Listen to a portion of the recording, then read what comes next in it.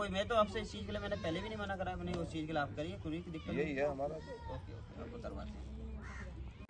Hello दोस्तों, मैं हूं आपका होस्ट और दोस्त कुणाल कुमार। बार बार आता रहूँगा, आपके दिलों में जोश जगाता रहूँगा। आज हमारे साथ डॉक्टर देवेंद्र बल्हारा जी हैं। तो अभी तक जो हम आपको बताते थे कि रिकवरी एजेंट आपके साथ जो रिकवरी करेंगे तो वो उनका प्रोसेस क्या होता है या होना चाहिए, तो उनसे हम आप मांगते थे, अगर वो विजिट करते थे, कि आप अपना ऑथराइजेशन लेटर दिखाइए और आईडी कार्ड दिखाइए। लेकिन यहाँ पे है ना, एक और चीज़ है, जो एक क्लॉज है कि अगर हम कोई भी ऑब्जेक्शन डाल देते हैं बैंक के साथ कि हमारे को ये समस्या है या ये हमें डिस्प्यूट है आपके साथ, आप इसका रेजुलेशन दें, तो एज़ पर लॉ या एज़ पर आरबीआई गाइडलाइन, जब तक बैंक हमारे उस पॉइंट का सोल्यूशन नहीं दे देता, हमारी ऑब्जेक्शन जब तक ख़त्म नहीं हो जाती, तब तक बैंक हमारे से रिकवरी नहीं कर सकता। तो उस पर आज हम आपको बताएंगे कि हम ऑब्जेक्शन किस तरीके से उसमें डाल सकते हैं या हमें बैंक से क्या सवाल करना है। आगे देवेंद्र जी बताएंगे। जी सर। जी कुणाल भाई, आपके सभी दर्शकों को और अपने निडर इंडिया चैनल के सभी साथियों को नमस्ते। इसमें क्या है कुणाल भाई कि सबसे पहले तो हमको ये देखना होगा कि आपने जो बैंक से कॉन्ट्रैक्ट किया है वो कॉन्ट्रैक्ट क्या है, उस कॉन्ट्रैक्ट में बैंक ने आपसे क्या मांगा और आपने बैंक से क्या मांगा। आमतौर पे ये देखा गया कि भाई मैंने बैंक से 6 लाख रुपए का कर्जा ले लिया, ठीक, तो 6 लाख रुपए का कर्जा आपको मिला भी है कि नहीं मिला है, ये जाने बिना आप इतने प्रेशर में क्यों आए हो।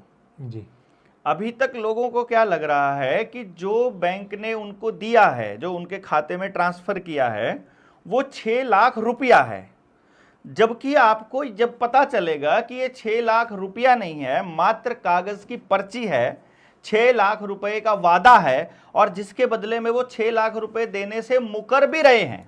मैं इसलिए बोल रहा हूं कि जब हमने बैंकों को आवेदन लगाया, और आवेदन ये नहीं लगाया कि आपके कर्जे को किस तरह से हम चुकता करना चाहते हैं, हमने बैंकों को आवेदन लगाया कि मेरे पास एक 2000 रुपये का नोट है या 500 रुपये का नोट है, और उसके ऊपर लिखा हुआ है मैं धारक को 500 रुपये अदा करने का वचन देता हूं, और नीचे हैं आरबीआई के गवर्नर के सिग्नेचर। इसका मतलब आरबीआई के गवर्नर ने देश के लोगों के नाम एक प्रोमिसरी नोट जारी किया हुआ है, रुपए का प्रोमिसरी नोट, जिसको हम बैंक नोट बोलते हैं। वो बैंक नोट आपके पैसे की, आपके धन की गारंटी है, जो कि आरबीआई अपने पास रखे हुए है। यानी आरबीआई ने आपका रुपया अपने पास रखा और उस रुपए की पर्ची आपको दे रखी है। तो जो बैंक आपको दे रहा है, जो बैंक आपको लोन के रूप में डिजिट आपके खाते में, वो पैसा नहीं है, वो रुपया नहीं है, वो रुपए की पर्ची है। जैसे कि मैं अगर आपको लिख कर दे दूं कि मैं आपको 10 किलो खांड देने का वादा करता हूं, ठीक है, तो अब वो उस पे सिग्नेचर है जी। वो दुकानदार मुझे जानता है, आपको भी जानता है, आपको चाहे जानता हो चाहे ना जानता हो, लेकिन मैंने उस पर लिख दिया कि मैं धारक को 10 किलो खांड देने का वादा करता हूं।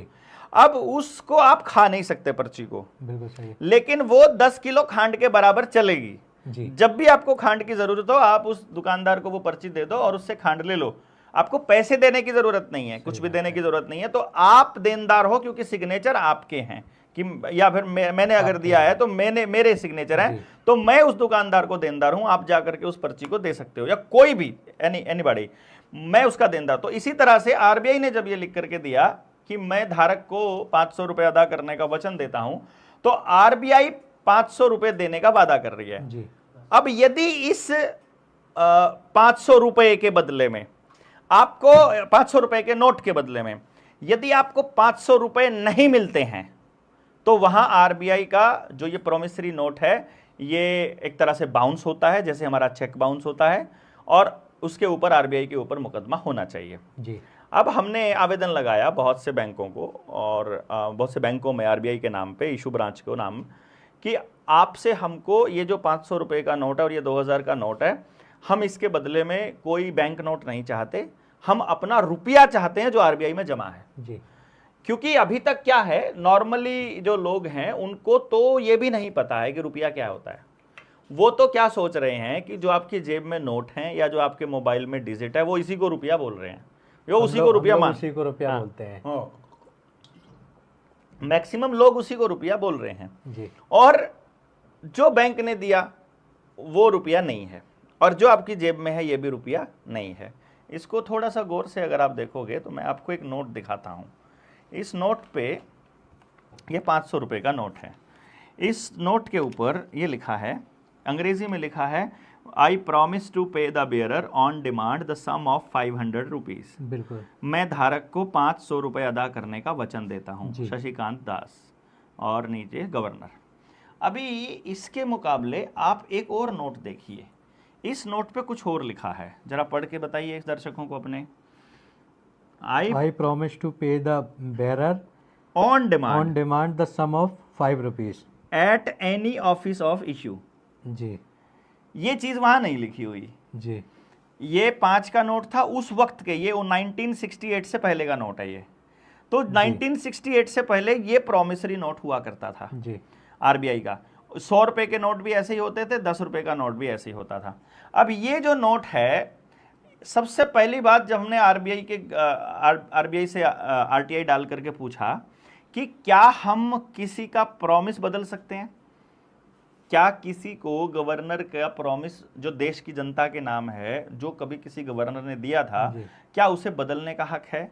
तो कानून के ज्ञाता जो वकील हमें मिले, उन्होंने बताया कि आप किसी और का तो छोड़िए, आप अपना भी प्रॉमिस नहीं बदल सकते, अपना भी एफिडेविट बदलना जो है वो जुर्म है। ठीक है। तो अच्छा, एफिडेविट नहीं बदल सकते, तो आरबीआई ने बदला हुआ है। हमने आरटीआई डाली, आरबीआई ने कहा आरटीआई के जवाब में कि नहीं, हमने तो ना पहले सिर्फ अंग्रेजी में होता था, अब हिंदी और अंग्रेजी दोनों में होता है। फिर उसके ऊपर काफ़ी बहस हुई वर्मा जी की पूरा सीआईसी के अंदर, और पूरी बहस के बाद जब आरबीआई का गवर्नर, वो जो आरबीआई की तरफ से जो डायरेक्टर आया हुआ था, उसने जब बताया कि जी हम आपके सवाल को समझ नहीं पाए, पर हाँ हमने ये प्रॉमिसरी नोट बदला है। जैसे ही ये लाइन आरबीआई ने हमें लिख कर दी और उसकी सर्टिफाइड कॉपी दी, उसी दिन ये साबित हो गया कि यदि आपने किसी का प्रॉमिस बदल दिया तो जो बदला हुआ प्रॉमिस है वो फेक माना जाएगा, वो गलत माना जाएगा। मतलब ये जो 500 रुपये का नोट है ये फेक माना जाएगा, क्योंकि इस पर लिखा हुआ जो नोट है ये बदला हुआ है, ये असली प्रॉमिस नहीं है। एक तो सबूत हो गया ये, ठीक है, कि भाई ये नोट नकली है। दूसरी चीज, फिर हमें एक चीज सामने आई कि असली नोट और नकली नोट कौन सा होगा। असली नोट में और नकली नोट में क्या फर्क है? अभी इस 1 रुपये को आप देखो, इस 1 रुपये के ऊपर क्या लिखा हुआ है? Government of India. Government of India. इस पर तो कहीं नहीं लिखा हुआ। 5 रुपये के नोट के ऊपर तो, इस 2 रुपये के नोट पर तो कहीं नहीं लिखा हुआ गवर्नमेंट ऑफ इंडिया।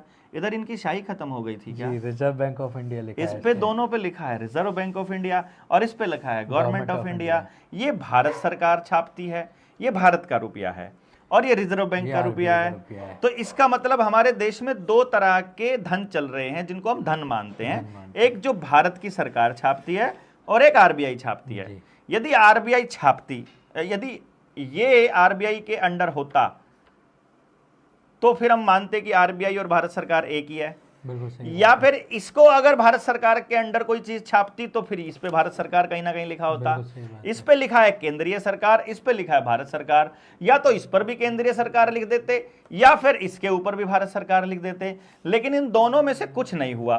फिर हमने खंगाली अपनी संविधान की कॉपी। संविधान में कहीं केंद्रीय सरकार का उल्लेख ही नहीं है, कहीं डेफिनेशन ही नहीं है। वहां या तो यूनियन ऑफ इंडिया है, या फिर गवर्नमेंट ऑफ इंडिया है, या फिर हमारा ये रिपब्लिक ऑफ इंडिया है, जो पासपोर्ट के ऊपर लिखा होता है वो रिपब्लिक ऑफ इंडिया लिखा है। कहीं भी सेंट्रल गवर्नमेंट तो वहां पर, केंद्रीय सरकार तो वहां कोई डेफिनेशन है ही नहीं। लेकिन जो आदेश आते हैं वो केंद्रीय सरकार के नाम से आते हैं। अब यहां भी गड़बड़ हो गई। अब हमने सोचा कि क्या ये अलग अलग है, तो फिर थोड़ी डिटेल में जाने पर जब